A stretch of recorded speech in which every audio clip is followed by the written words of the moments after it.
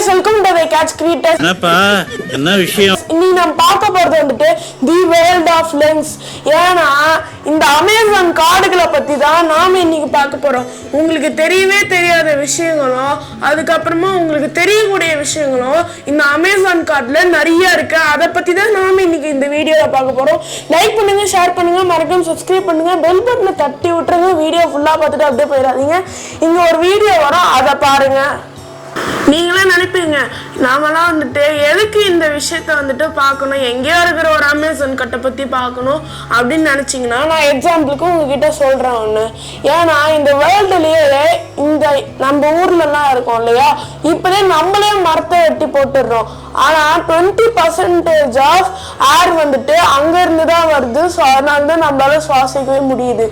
அந்த 20% ஏர் வந்துட்டு இந்த மாதிரியான அமேசான் காடுகள்ல இருந்து தான் உருவாகுதுன்னே தவிர, இந்த மாதிரி நம்ம ஊரு அந்த மாதிரி சென்னையிலலாம் வந்துட்டு இருக்கிற மரத்தெல்லாம் நம்மளே வெட்டி சாச்சிடுறோம். ஸோ அதனால நம்ம ஊர்ல வந்துட்டு இந்த மாதிரி நம்மளோட இந்தியா அந்த மாதிரி அமெரிக்கா அந்த மாதிரியான இதுலலாம் வந்துட்டு 5% ஆஃப் ஆக்சிஜன் மட்டும்தான் வந்துட்டு கொடுக்கும். அதாவது மீதி 20% வந்துட்டு இந்த மாதிரி அமேசான் காடுகளாகவும் நிறைய காட்டுல இருந்து தான் வந்துட்டு நம்மளுக்கு ஆக்சிஜன் கிடைக்குது.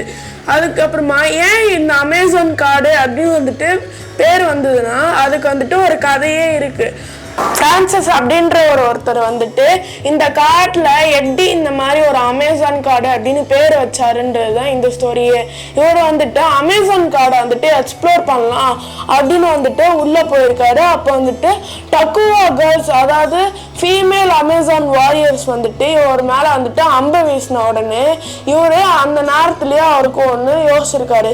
இந்த கிரேசஸ் மித்தாலஜியில இந்த மாதிரி வந்துட்டு தி ஃபீமேல் அமேசான் வாரியர்ஸ் அப்படின்றது குறிப்பிட்டிருக்கு அப்படின்னு சொல்லிட்டு அவருக்கு தெரிஞ்ச உடனே இந்த காட்டுக்கு வந்துட்டு ஒரு பேரே வச்சுட்டாரு. அதுதான் இப்போ நம்ம அதுதான் தடை பிடிச்சிட்டு வரோம். அதுதான் வந்துட்டு தி அமேசான் ஃபாரஸ்ட். ஜூலை மாதம் 2018 சயின்டிஸ்ட்லாம் வந்துட்டு அங்கே போயிட்டு ரிசர்ச் பண்ணலான்னு சொல்லிட்டு அங்கே போயிருக்காங்க. அங்கே போகும்போது அவங்களுக்கு ஒரு பெரிய பெரிய ஷாக்கிங் நியூஸ் வந்துட்டு அங்கே கிடச்சிருந்தது. ஏன்னா 1200 ஆண்டு இருக்கும், 1500 ஆண்டு இருக்கும். அங்க 10 லட்சம் மக்கள் வந்துட்டு அவங்க வாழ்ந்துட்டு போயிருக்காங்க. அதுக்கான தடயங்களும் அங்க இருந்திருக்கு. சயின்டிஸ்ட் அதை கண்டுபிடிச்சிருக்காங்க. அப்போ யூரோப்பியன் எப்போ படையெடுத்தாங்களோ அப்ப வந்துட்டு இந்த பழங்குடியினர்கள் எல்லாம் வந்துட்டு அழிஞ்சிட்டாங்க. அதுக்கப்புறமா இந்த அமேசான் காட்டுல மட்டும்தான் ரொம்ப மிகப்பெரிய ஆறுலாம் வந்துட்டு ஓடும். அதுல ஒரு பேர் தான் வந்துட்டு இந்த பாயிலிங் ரிவர். இதுல வந்துட்டு 93 டிகிரி செல்சியஸ்ல அவ்வளோ சூடாகும். நீங்க ஒரு முட்டையை போட்டாலே அது வந்துட்டு பாயில்ட் ஆகி வெளியே வந்துடும். ஏன்னா அந்த அளவுக்கு வந்துட்டு அங்க ரொம்ப சூடா இருக்கும். மனுஷங்களே உள்ள இறங்கினாலுமே ஒரு சில வாட்டி வந்துட்டு இறந்து கூட போயிடுவாங்க.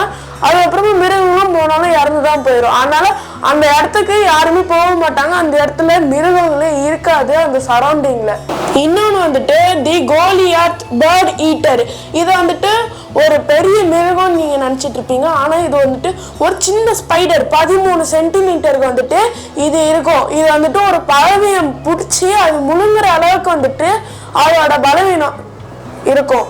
அதுக்கப்புறமா அது பயங்கர ஸ்ட்ரென்த்தாகவும் இருக்கும். அங்கே போனால் ரொம்ப அரிதாக காணப்படக்கூடிய இந்த ஸ்பைடர், ஏன்னா இது ரொம்ப ரேராக தான் இருக்கும்.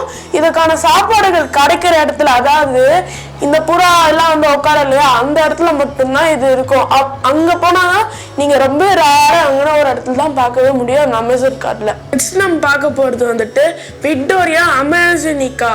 இந்த வந்துட்டு என்னதுன்னா ஒரு இலை, அதாவது நீங்க இப்பெல்லாம் போனீங்கன்னா தாமரை இலை அப்படின்லாம் சொல்லுவாங்க இல்லையா, அது மேலெல்லாம் ஏறி நிற்க முடியாது. ஏன்னா அது குட்டியாக தானே இருக்கும். ஸோ அதனால இது ரொம்ப பெருசா இருக்கும். அதெல்லாம் ரொம்ப ஸ்ட்ராங்கா இருக்கும்.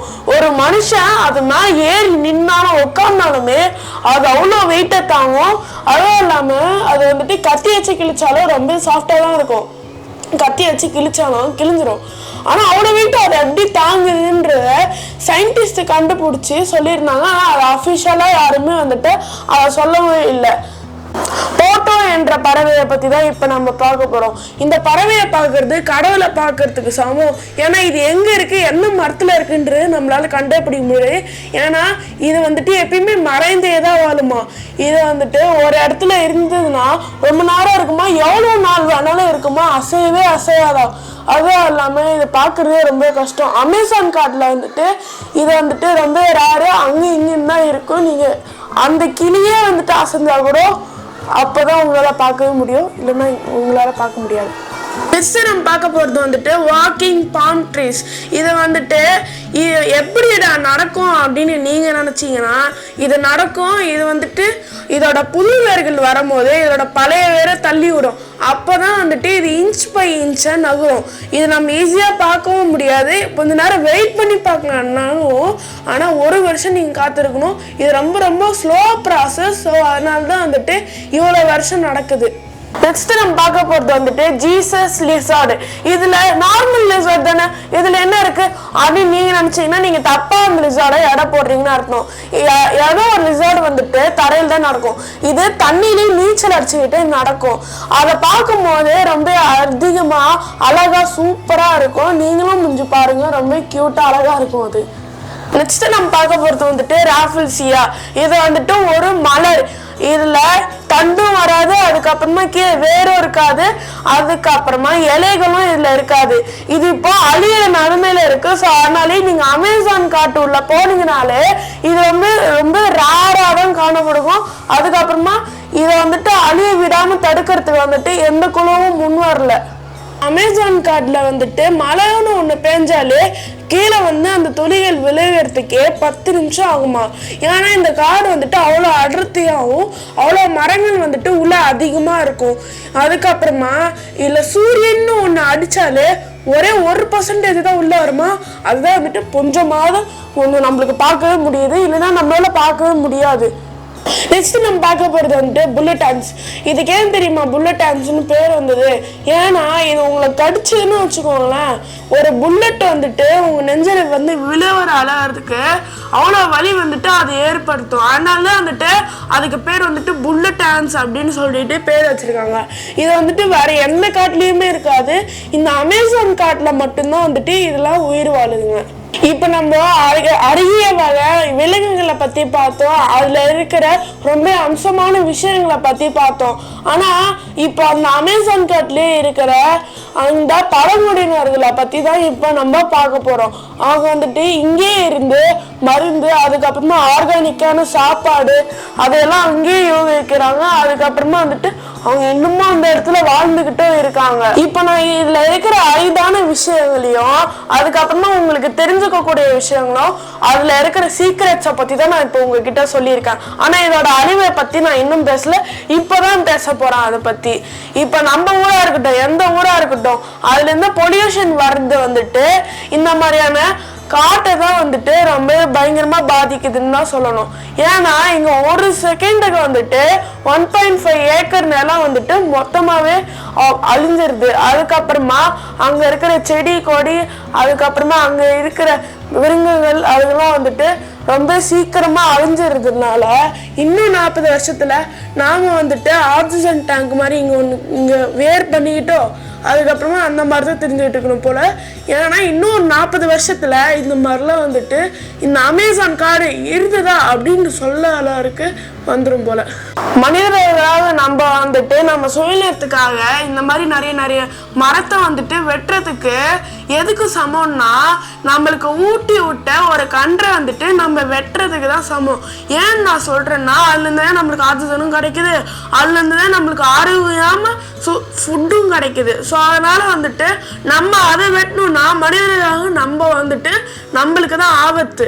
ஸோ அதனால இது வந்துட்டு அமேசான் காட்டுக்கு மட்டும் இல்லை, உங்க தெருவா இருக்கட்டும், உங்க வீட்லயே இருக்கட்டும், இல்லைன்னா உங்க ஊர்லயே இருக்கட்டும், எங்க வேணாலுமே யாருன்னா மரம் வெட்டுறாங்கன்னா அவங்கள தடுத்துருங்க, மரம் வெட்டாதீங்க அப்படின்னு சொல்லிட்டு. இது கேட்ச் கிரியேட்டர்ஸோட ஒரு அன்பான வேண்டுகோள். மரம் வெட்டுறவங்களை தடுத்துருங்க, அதை வெட்ட விடாதீங்க. அதுக்கப்புறமா மரத்தை வந்துட்டு வெட்டாதீங்க, நடுங்க. அது வந்துட்டு ஒரு மிகப்பெரிய நல்ல விஷயம். இல்ல யாருன்னா ஒருத்தர் கூட வந்துட்டு நான் இது வந்து மரமே வெட்ட மாட்டேன் அப்படின்னு நினைச்சீங்கன்னா இது எங்களோட ஒரு மிகப்பெரிய வெற்றின்னு நான் சொல்லுவேன். ஏன்னா இப்ப இருக்கிறவங்க எல்லாருமே வந்துட்டு நம்ம சுயநலத்துக்காகவே நான் இது ரொம்ப இதுவா இருக்கு, டிஸ்கம்ஃபர்ட்டா இருக்கு அப்படின்னு சொல்லிட்டு நிறைய பேர் இந்த மரத்தை வெட்டிடுறாங்களே. ஸோ அதனாலதான் இதை நான் உங்ககிட்ட ஷேர் பண்ணேன். லைக் பண்ணுங்க, ஷேர் பண்ணுங்க, மறக்காம பெல் பட்டன் தட்டி விட்டுருங்க, சப்ஸ்கிரைப் பண்ணிடுங்க. மறக்காம இதை பத்தி உங்களுக்கு என்ன தெரிஞ்சதுன்னா கீழே லிங்க்ல வந்துட்டு பின் பண்ணுங்க. பாய்.